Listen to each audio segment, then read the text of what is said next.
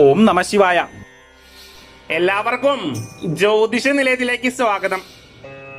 ഇന്ന് നമ്മൾ പറയുന്നത് വിഷു ഐതിഹ്യങ്ങളെ കുറിച്ചാണ്.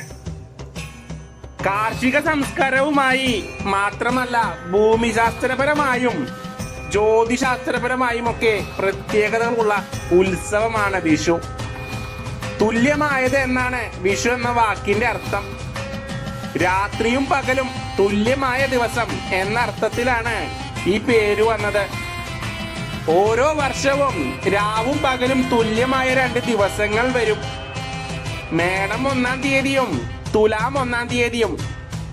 ഈ ദിവസങ്ങളിൽ ഭൂമിയുടെ ഏത് ഭാഗത്തുള്ളവർക്കും പകലിന്റെയും രാത്രിയുടെയും ദൈർഘ്യം തുല്യമായിരിക്കും. മേടം 1-ന് മേടവിഷുവും തുലാം 1-ന് തുലാം വിഷുവും ആഘോഷിക്കാറുണ്ടെങ്കിലും മേടവിഷുവാണ് മലയാളികൾക്ക് പ്രധാനം. വിഷുവിനെ സംബന്ധിച്ച് 2 ഐതിഹ്യങ്ങളാണുള്ളത്. ശ്രീകൃഷ്ണനുമായി ബന്ധപ്പെട്ടതും ശ്രീരാമനുമായി ബന്ധപ്പെട്ടതും. നരകാസുരവധവും രാവണവധവുമാണ് 2 ഐതിഹ്യങ്ങളും പ്രതിപാദിക്കുന്നത്. ഭൂമി ദേവിയുടെ പുത്രനായ നരകാസുരനുമായി ബന്ധപ്പെട്ട കഥകളാണ് പ്രധാനമായും വിഷുവിന് പിന്നിൽ പുരാണങ്ങളിലുള്ളത്. ഭാഗവതം ദശമസ്കന്ധത്തെ ആധാരമാക്കിയുള്ള ഒരു കഥയിൽ പ്രാഗ്ജ്യോതിഷത്തിലെ ദാനവ രാജാവാണ് നരകാസുരൻ.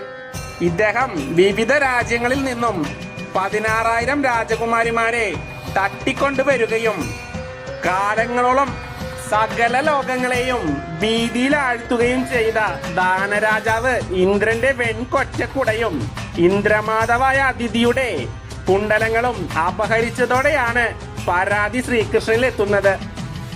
അഹങ്കാരിയും അത്യന്തം ശക്തനുമായ നരകാസുരന്റെ ഉപദ്രവം സഹിക്കാൻ വയ്യാതെ ആളുകൾ ശ്രീകൃഷ്ണന് മുന്നിൽ അഭയം തേടിയെത്തി. തുടർന്ന് നരകാസുര ദർപ്പം ശമിപ്പിക്കാൻ കൃഷ്ണൻ യുദ്ധത്തിനൊരുങ്ങി.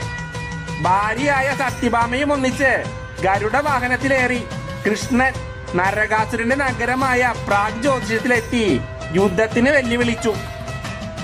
തുടർന്ന് പ്രാഗ്ജ്യോതിഷത്തിൽ വെച്ച് ഘോരമായ യുദ്ധത്തിൽ മുരൻ, താമരൻ, അന്തരീക്ഷൻ, ശ്രവണൻ, വാസുവിഭാസു, നഭസ്വാൻ, അരുണൻ ആദിയായ അസുരപ്രമുഖരെയെല്ലാം കൃഷ്ണൻ നിഗ്രഹിച്ചു.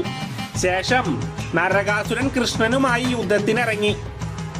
അതിഘോരമായ യുദ്ധത്തിനൊടുവിൽ നരകാസുരൻ വധിക്കപ്പെട്ടു.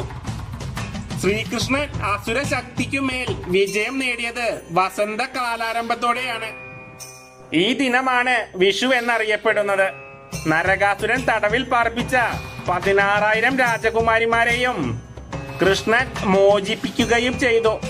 അസുരന്റെ തടവറയിൽ കിടന്നിരുന്നതിനാൽ സമൂഹത്തിന്റെ അപമാനം ഭയന്ന അവരെ കൃഷ്ണൻ തന്റെ ഭാര്യമാരായി സ്വീകരിച്ചുവെന്നും പറയപ്പെടുന്നു. മറ്റൊരു ഐതിഹ്യം രാവണനുമായി ബന്ധപ്പെട്ടതാണ്. രാക്ഷസ രാജാവായ രാവണൻ ലങ്ക ഭരിക്കുന്ന കാലത്ത് അയാൾ സൂര്യന് നേരെ ഉദിക്കാൻ അനുവദിച്ചിരുന്നില്ല. വെയിൽ കൊട്ടാരത്തിനകത്ത് കടന്നു ചെന്നത് ഒരിക്കൽ രാവണന് ഇഷ്ടമായില്ല എന്നതാണ് ഇതിന് കാരണം.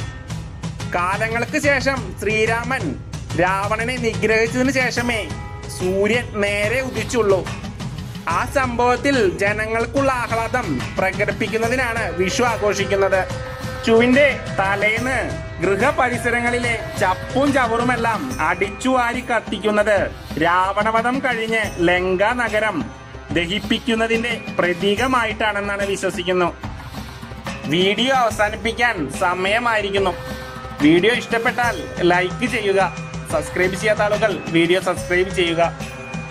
സർവേശ്വരനോട് നന്നായി പ്രാർത്ഥിക്കുക. ഈ വിഷു എല്ലാവർക്കും നന്നായി ഭവിക്കാൻ. നന്ദി, നമസ്കാരം.